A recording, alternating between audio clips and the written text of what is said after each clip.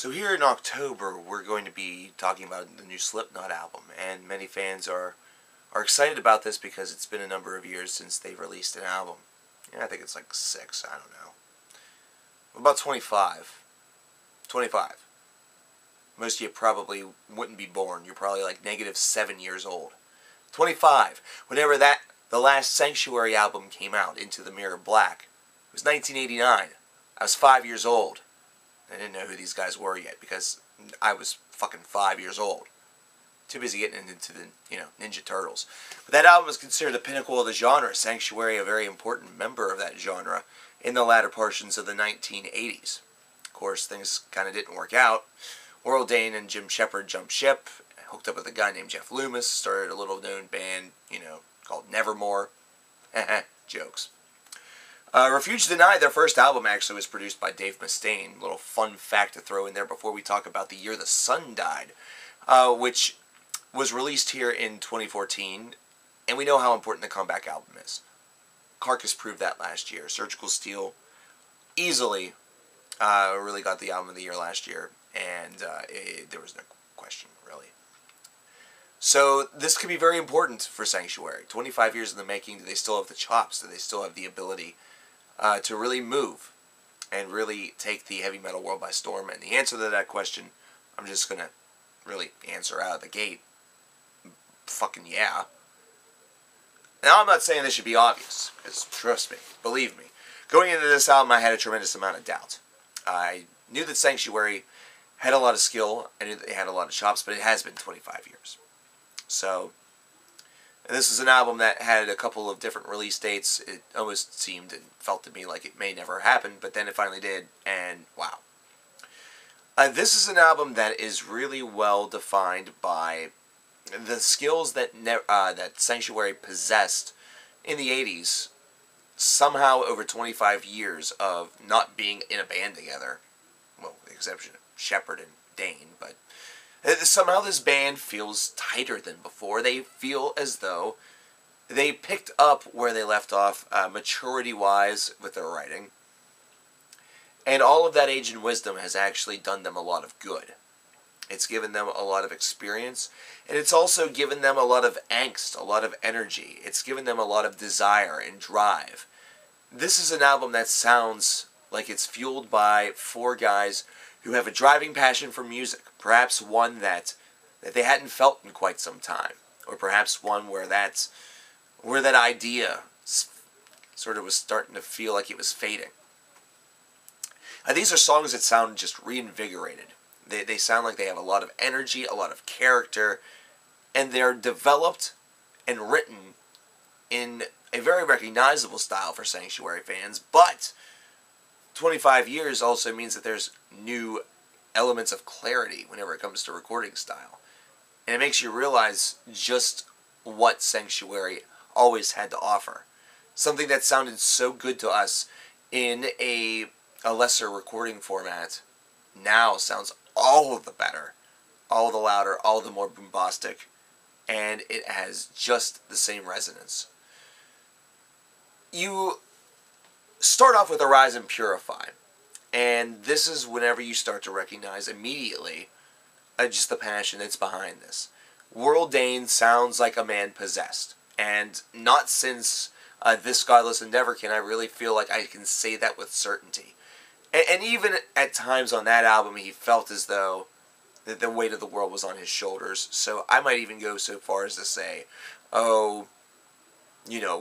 albums whenever the weight of the world literally was on his shoulders, like Dreaming Neon Black, where he poured his soul into that album. This is one where it's a lot different from the Sanctuary albums of old. The fact that there's a little bit more of a low register to Oral's voice. There's still some deep screams. There's still some moments where you're going to think, wow, Oral Dane easily could have been a, Rob Halford wannabe at times. But really, this is something that's dedicated and really focused on the combination of the two. The fact that his low register and high register can both have a little bit of screen time and sound equally damn good. And the songwriting here is also no slouch. I gotta say that the songwriting is probably one of the tightest portions of this album. And the reason why is because you get into these faster, more aggressive, about your typical tempo for a Sanctuary song numbers, such as, Let the Serpent Follow Me and Question Existence Fading. And then you get into I Am Low, which really just kind of turns everything on its heels. It starts off very slow, very melodic, and then kind of crashes down and only to descend back into that melodic portion. And after the first 4 tracks, going into a track like I Am Low is a nice pace change. This is a sign of maturity from gentlemen that have been in this business for a while, at least some of them, and ones that have been extremely talented and really have known how to pace an album. Dreaming Neon Black is a fantastic example. I go back to that Nevermore album. It's my favorite, along with this Godless Endeavor. The pacing on those albums really are what set it apart. And you see that again, whenever you consider part 2, side B of this album, if you're really going to call it that, you talk about the dying age, you talk about the world is wired, and then you get all the way down into the title track, The Year the Sun Died, and you realize that the pacing is the most elegant portion of this album in reality, because the songwriting's elegance is only further illuminated by the fact that this band has got the pacing down. They've gotten that ability down.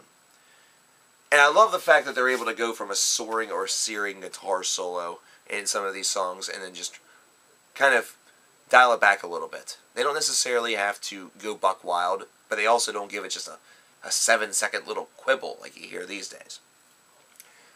This is old-style philosophy being done in 2014 and being done damn well.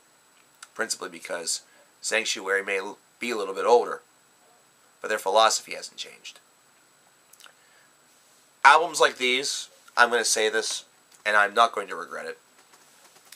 Albums like these are what's missing from heavy metal these days. I feel like albums like these were what made heavy metal really, really special, because they have the opportunity to really showcase a wide, diverse element of a band. And I feel that the idea of diversity in a lot of modern metal has kind of been stinted down a little bit. It's really been shrunk. It becomes the power of your the technicality of your instrumentalization. It becomes whether or not you can do screams, pig squeals, death metal growls, or grindcore growls, whatever you want to call them, as opposed to just being able to let loose with your natural pipes. There's some groups that are able to blend the guttural vocals, your death metal vocals, with cleans, and it makes it sound great. It does give it a diverse element. And there are some people that are able to transfer from a deep register to a higher register whenever it comes to death metal, or clean singing. And that's great. There's a lot of bands out there that are very vanilla. Sanctuary just proved with one record, after 25 long years, that they're not vanilla. That they're a band that very much really has the idea of songwriting down pat and is not afraid to exhibit it and really throw in, just for, a free bonus, a little bit of songwriting tips. This is a great disc. This is one where it's easy to listen to over and over again. One that I can't recommend high enough. An album that probably I could have covered last week, but instead, like the other albums that I've covered today, with the exception of, I think, one, coinciding with the release date in which this has come to my store. Mainly because it means that I finally have had access to listen to it. So alongside with the Exodus album, alongside the Scar Symmetry, Sanctuary is another band that you should really add to your list. The Year the Sun Died is an album that certainly should be on that list. It should be one that you get whenever you go to your music store tomorrow. Definitely well worth it. And by the way, if you're viewing this from the future, hello, this is the past. It was weird. You should pick up the album too. 92 out of 100. Contender for Album of the Year. It's that good. What did you guys think? Am I crazy? Am I batshit insane? If you said yes, I knew that. Thank you for reiterating the fucking obvious. This is a great disc. You should check it out.